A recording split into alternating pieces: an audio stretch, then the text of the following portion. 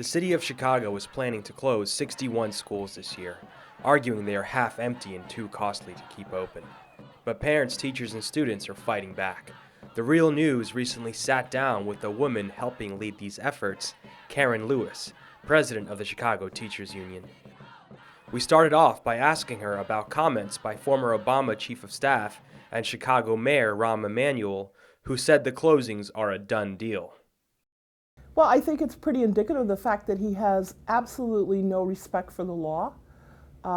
There are supposed to be hearings about each individual school and what the merits are, and that the Board of Education should take those kinds of hearings into consideration. And for him to say this is what he's going to do, I mean, it just shows a depth of contempt for people, and especially people that live in areas that do not have very wealthy and connected and people with access. So, you know, I mean, am I surprised? No, because that's how this guy operates, right? So I've been speaking to a lot of parents and a lot of students in my time here, and one of the main concerns is by shutting these buildings down, people have to travel further to school, and that's an issue, especially in Chicago where there is a lot of violence. Can you talk about the concern that teachers and students have? Certainly. Well, first of all, to put things in perspective for an audience that does not necessarily know Chicago, there are 59 major gangs in this city. And there are about 650 branches off of those gangs. And what law enforcement did in the 70s, 80s, and 90s is just kind of arrest all the leaders. So we have kind of leaderless, roaming cliques, as they're called, or crews. And they kind of set boundaries, and that could literally be from block to block. So when you're talking about asking children to go 4 or 5 blocks, might not sound like a lot, but in effect, you could be crossing 2 or 3 different gang territories. And so another big concern, and CPS has come out and said that class size will now be recommended at 30. So in a lot of cases, class size will increase in these schools. And why is that specifically an issue for, I mean, all urban schools, but especially these schools that are being closed down on the south and west side of Chicago? So their initial issue was, we need to save money, so we're only going to look at utilization this year. But that doesn't play so well. So class sizes of 30 are unacceptable in the lower grades, and actually they're extra, they would be outside of our contract. It would be a violation. Research has shown that children who have the least do best with smaller class size and individual attention. However, that doesn't suit the narrative of corporate school reform. Corporate school reform says, oh, an effective teacher can teach 40, 50, 60, 70 kids. We've heard that from Bill Gates. You know, we've heard that from Bloomberg. And of course, that's the mentality here. But the problem is that children that have such trauma in their lives, and this is going to be a huge trauma too, to jerk them away from what they know. What we have seen in Chicago is the school closings do more harm than good. We've been the victim of school closings for the last 12 years. So if they were effective and if they did what they were supposed to do, why are we continuing to close schools? You know, there's just a real disconnect between the reality and what their narrative is. One of the things that CTU has done and you have done that's made you a hero for a lot of teachers around the country, a lot of activists and parents around the country, is really call out corporate education reform. And so you've made enemies of the most powerful entrenched forces in this country. Talk about what that's like going up against these forces. What's interesting to me is if you read blogs, you read Facebook, you go to wherever you need to go, teachers across the country are complaining about being scapegoated for problems that they're not responsible for. They are given mandate after mandate that does not help children.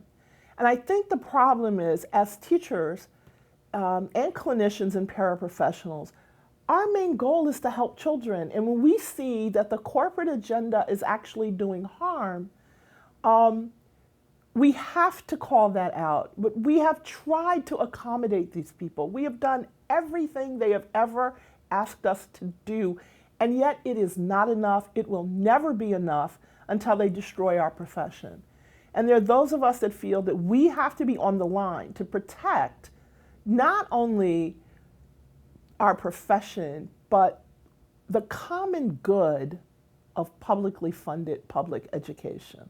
There's a reason we have public education in this country, and it is because it serves the common good. And there was just a recent article kind of on that, related to that topic, posted on NBC Chicago.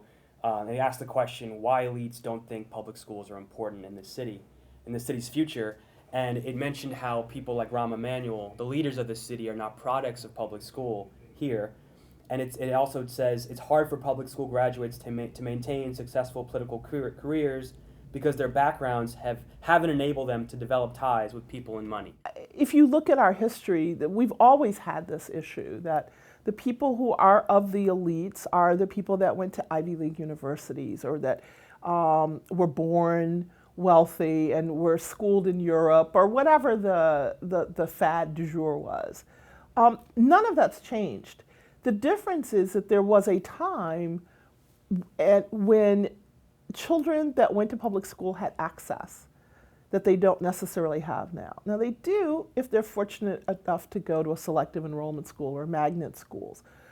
But the real problem that people like Rahm Emanuel and his counterparts have is that public education is nowhere near as horrible as they want to make it out to be. And graduation rates are higher than they've ever been. Test scores have been higher than they've ever been. But that doesn't fit the narrative. So they focus in on talking about how terrible they are, because let's face it, there were jobs that high school dropouts could go to and could make a living that are no longer there because they've been completely outsourced. So the issue becomes the elite of this country do not want to train people to do jobs. They want to push that down to the public schools, which is why we had vocational ed all through the 20th century, because the plant manufacturers did not want to have to train. They could rely on the public schools. So now we're still pushing down the work to public schools as opposed to education. So it's still a quote unquote training ground. But the problem is the jobs really aren't there. So we have a very disconnected elite from the people who actually live in the city and work in the city and are not fortunate enough to go down that path. A lot of people don't know about the history of the struggle for public education in Chicago, to get it desegregated, to get local school councils. Some people feel it's going to take another mass movement to stop these school closures and to get parents on the table when it comes to making these decisions with schools and to have an elected school board.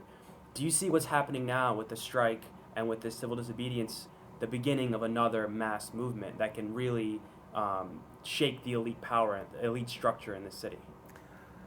Well, power never concedes anything without a demand, as we well know, and it's one thing to go hat and head begging. It's another thing to bring the people along as backup. And the key is parents are very upset about this.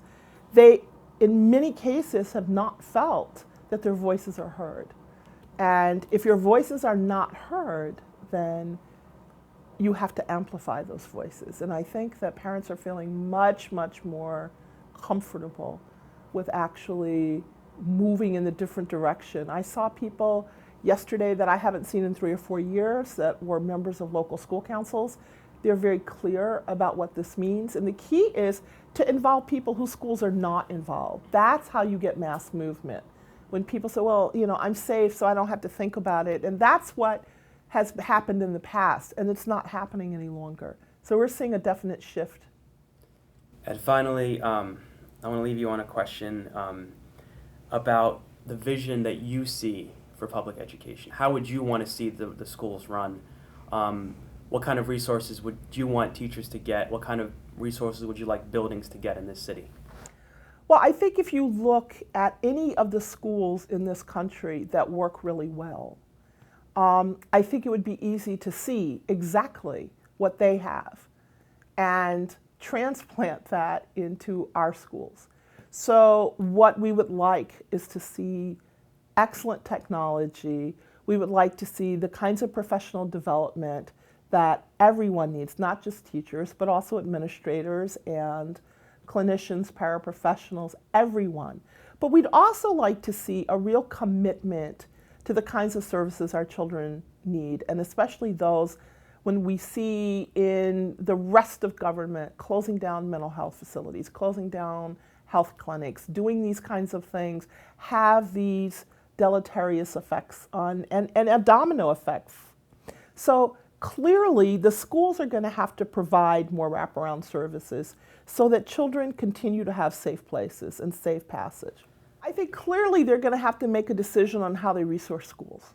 And you cannot continue to go back to property tax owners and just say, we need this money, we need this money. We actually support a financial transaction tax that focuses on the Chicago Board of Trade and also the Chicago Mercantile Exchange on their speculative sales. So some small tax would wipe out half of the problems that CPS has.